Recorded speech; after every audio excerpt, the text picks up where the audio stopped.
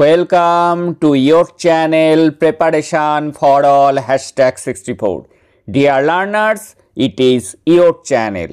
তোমরা যারা 2023-25 সেশনে পার্ট 2 এক্সাম দিতে চলেছ, তোমাদের হাতে কিন্তু সময় আর মাত্র কয়েকটি মাস। তাই বলবো এবার যদি পড়াশোনায় মনোযোগী না হও তাহলে কিন্তু পার্ট 1 এর পার্সেন্টেজটা ধরে রাখা কঠিন হবে। আর যাদের পার্ট 1 এর পার্সেন্টেজ আশানুরূপ হয়নি তারা ইমিডিয়েট স্ক্রুটিনি করতে দিয়ে দাও। স্ক্রুটিনি কিন্তু অলরেডি শুরু হয়ে গিয়েছে এবং পার্ট 2তে আরও বেশি মনোযোগী হও যাতে পার্সেন্টেজটি গেইন করতে পারো। দেখো আজকের কোশ্চেনটি অত্যন্ত গুরুত্বপূর্ণ কোশ্চেন। এই CC4 পেপারটির উপর কনসেপ্ট ক্লিয়ার না থাকলে কিন্তু প্রত্যেকবারই কিন্তু বিট্রে করে এই পেপারটি, কোশ্চেন কিন্তু কমন আসতে চায় না। তাই জন্য প্রত্যেকটা চ্যাপ্টার থেকে আমাদেরকে একটা ধারণা রাখতে হবে। আজকে এটি চ্যাপ্টার 7, এখান থেকে একটি গুরুত্বপূর্ণ, খুবই গুরুত্বপূর্ণ কোশ্চেন, সেটি হলো পারফর্মিং আর্ট বলতে কি বোঝেন। প্রাথমিক শিক্ষায় এর গুরুত্ব আলোচনা করুন, অর্থাৎ পারফর্মিং আর্টের গুরুত্ব, অর্থাৎ যাকে আমরা শিল্পকলা বলি বা যাকে কৃতকলা শিল্প বলা হয়। প্রাথমিক ও উচ্চ প্রাথমিক স্তরে অথবা ঘুরিয়ে আসতে পারে প্রাথমিক ও উচ্চ প্রাথমিক স্তরে কৃতকলা শিল্প শিক্ষার উদ্দেশ্যগুলি ব্যাখ্যা করুন। যাই আসুক, আমি নোটটি একভাবে লিখে দিয়েছি যাতে যে কোশ্চেনটি আসুক তোমরা এই আনসারটি লিখলেই কিন্তু মার্কস পাবে। দেখো এবার আগে পারফর্মিং আর্ট কাকে বলে সেটি জানতে হবে। 2 মার্কসের কোশ্চেন আসলেও তোমরা এইটুকু লিখে দিতে পারবে, পারফর্মিং আর্ট কাকে বলে। শিল্প কাকে বলে তা নিয়ে মতবিরোধ আছে। শিল্প শব্দটি ব্যাপক অর্থে ব্যবহৃত হয়।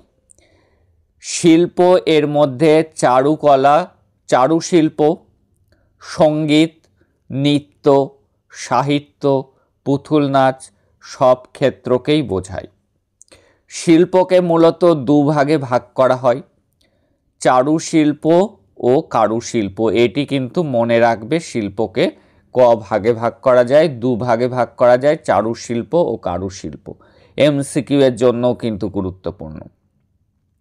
চারুশিল্পের অন্তর্ভুক্ত হল সঙ্গীত, নাটক, চিত্র ও ভাস্কর্য। এগুলি প্রদর্শিত আর্ট বা পারফর্মিং আর্টের অন্তর্ভুক্ত। তাহলে আমাদের হয়ে গেল শিল্প কাকে বলে বা পারফর্মিং আর্ট কাকে বলে সেটি সম্পর্কে জানা। এইবার এর গুরুত্ব বা তাৎপর্য বা প্রাথমিকে কেন এটি চালু করতে হবে সেটি জানব আমরা। আমাদের শিক্ষা ব্যবস্থায় শিল্পকলার বিষয়টি তেমন গুরুত্ব পায়নি। আমাদের শিক্ষা ব্যবস্থায় কি শিল্পকলার বিষয়টি কিন্তু সেভাবে গুরুত্ব পায়নি। বিভিন্ন শিক্ষা কমিশন শিল্পকলা শিক্ষাকে কার্যকরী করার সুপারিশ করলেও একটি নিষ্পৃহ ভাব রয়ে গেছে। প্রত্যেকটি শিক্ষা কমিশনেই কিন্তু বলা হয়েছে যে শিল্পকলাকে পাঠ্যক্রমের অন্তর্ভুক্ত করার কথা, কিন্তু সেটি কিন্তু সেই মতো ইমপ্লিমেন্ট হয়নি, অর্থাৎ শুরু হয়নি। কারণ দীর্ঘদিন ধরেই এর প্রতি একটি নিষ্পৃহতা দেখা গিয়েছে, মানে উৎসাহহীনতা দেখা গিয়েছে।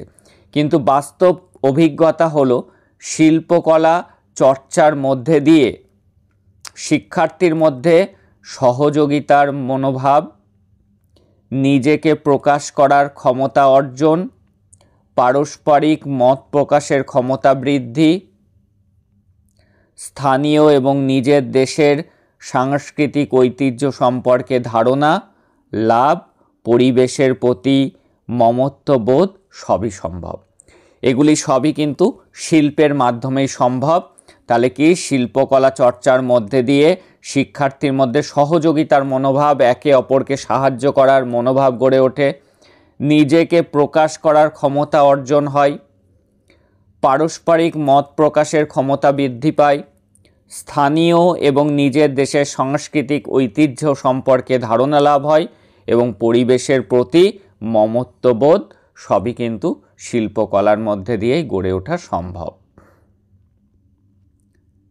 এবার প্রদর্শিত শিল্পকলার গুরুত্বগুলি আমরা নিম্নলিখিতভাবে আলোচনা করতে পারি। অর্থাৎ পারফর্মিং আর্টের গুরুত্বটি কী? শুধু বিনোদন হিসাবে নয়, বিশেষ গুরুত্ব দিয়ে শিক্ষার্থীদের শৈল্পিক ক্ষেত্রে দক্ষতা ও সক্ষমতা বিকাশ হয় শিল্পকলার দ্বারা।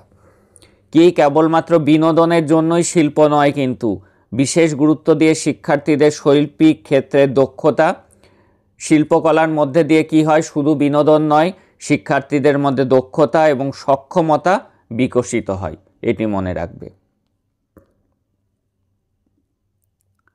শিল্পকলার 4টি ধারা: এক, সঙ্গীত, নৃত্য, দৃশ্যকলা এবং থিয়েটার। দৃশ্যকলা হলো ছবি আঁকা, চিত্রশিল্প। সবগুলি পাঠ্যক্রমের অন্তর্ভুক্ত করতে হবে। অর্থাৎ আমাদের যে সিলেবাস রয়েছে শিশুদের প্রাথমিক স্তরে, উচ্চ প্রাথমিক স্তরে, সেই পাঠ্যক্রমগুলির মধ্যে সঙ্গীত, নৃত্য, দৃশ্যকলা, থিয়েটার এগুলিকে পাঠ্যক্রমের অন্তর্ভুক্ত করতে হবে। বিষয় এবং অধ্যায় অনুযায়ী এর প্রয়োগ ঘটাতে হবে। যেমন আমরা বিভিন্নভাবে যে টিচিংটি করাচ্ছি তার মধ্যেও কিন্তু কৃৎকলা শিল্প অন্তর্ভুক্ত আছে। আমাদের টিএলএম মডেল করতে গেলেই কিন্তু আমাদের চিত্রশিল্পের দরকার আছে। অনেক কবিতাগুলি গানের আকারে বাচ্চাদেরকে পারফর্ম করানো যেতে পারে। অনেক গল্প নাটকের আকারে পারফর্ম করলে স্টুডেন্টরা যেমন কৃৎকলা শিল্পে দক্ষ হয় এবং বিষয়টিও তারা সহজে অনুধাবন করতে পারে। আমাদের বৈচিত্র্য এবং সমৃদ্ধি অটুট রাখার জন্য বিদ্যালয় শিক্ষাঙ্গনে শিল্পকলার শিক্ষা দিতে হবে। আমাদের যে বৈচিত্র্য এবং সমৃদ্ধি এটিকে অটুট রাখার জন্য বিদ্যালয়ে শিক্ষার অঙ্গনে শিল্পকলার শিক্ষা দিতে হবে। শিক্ষার্থীর সৃজনশীল মানসিকতা গঠন করার জন্য শিল্প শিক্ষার প্রয়োজন। এতে কি হয়, সৃজনশীল মানসিকতা গড়ে ওঠে। শিক্ষার্থীরা অবসর সময়ে যথাযথ ব্যবহার করতে পারে অবসর সময়কে। তারা বর্তমান যুগের তারা ফোন নিয়ে টাইম না কাটিয়ে যদি তাদের মধ্যে শিল্প শিক্ষাটি থাকে তাহলে তারা ছবি আঁকতে, গান করতে এগুলিতে তারা ব্যস্ত থাকতে পারে। বর্তমান সময়ের জটিল চাপযুক্ত জীবনে, বর্তমান জীবন আমরা জানি বাচ্চাদের মধ্যে ভীষণ চাপ রয়েছে, কম্পিটিশন রয়েছে, শিশুদের মধ্যে নানা রকমের মানসিক বৈকল্য অর্থাৎ ডিপ্রেশন দেখা যাচ্ছে, হীনমন্যতা দেখা যাচ্ছে। এইগুলি থেকে বেরিয়ে আসতেও কিন্তু সাহায্য করে শিল্পকলা। শিল্পকলার চর্চা বা সাংস্কৃতিক কার্যকলাপের মধ্যে দিয়ে শিক্ষার্থী সহজেই বেরিয়ে আসতে পারে এই পরিস্থিতির থেকে।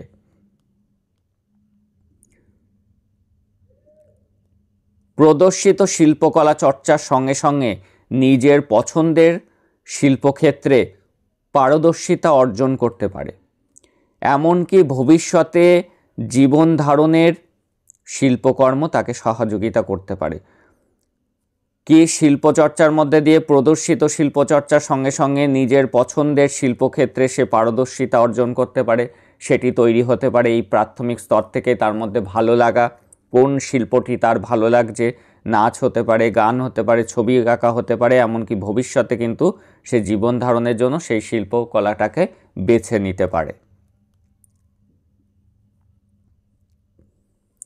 প্রাথমিক স্তরে শিক্ষার্থীর সচেতনতা বৃদ্ধির লক্ষ্যে পাঠ্যক্রম তৈরি করার প্রয়োজন।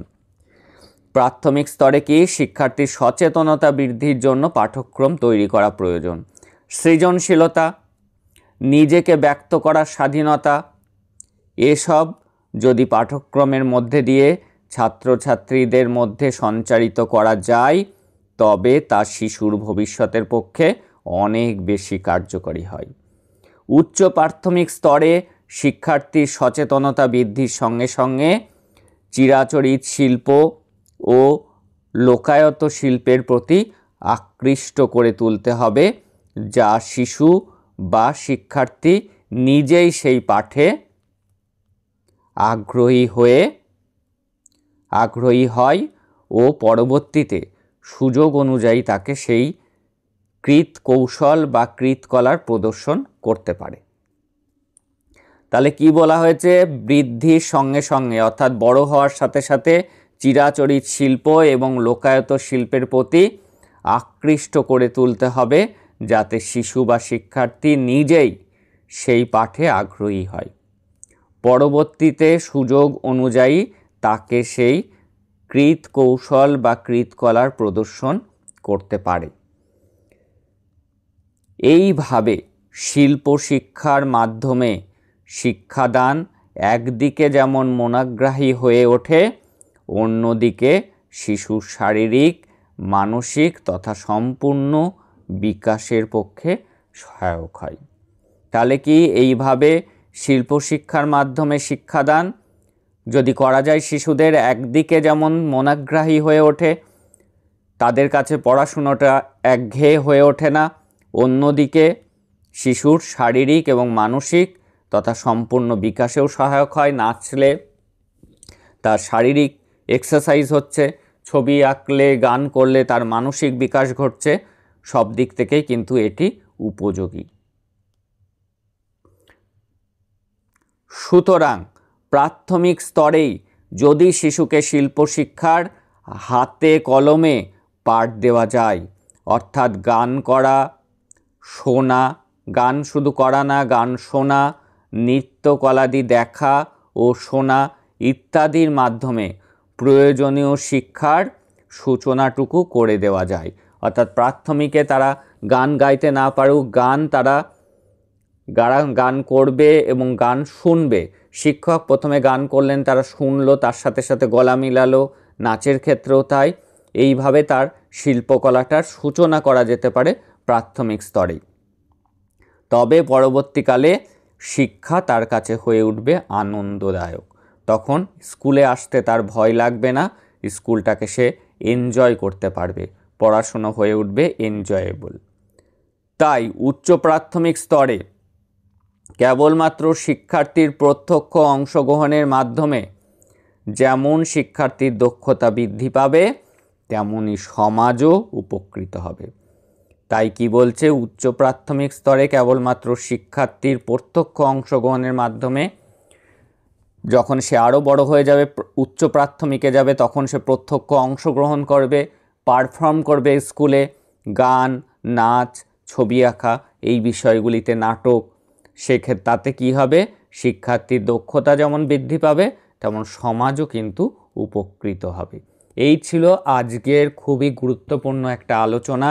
এই চ্যাপ্টার থেকে লেসন 7 অর্থাৎ সপ্তম অধ্যায় থেকে এই প্রশ্নটি কিন্তু অত্যন্ত গুরুত্বপূর্ণ এই বছরের জন্য। That's all today. তোমরা ধারাবাহিকভাবে যদি ক্লাসগুলিকে করো এবং তার সাথে বইগুলি পড়ো, তাহলে কিন্তু তোমরা 80% প্লাস মার্কস তুলতে পারবে বা তারও বেশি নাম্বার তুলতে পারবে। That's all today. দেখা হচ্ছে পরের ক্লাস।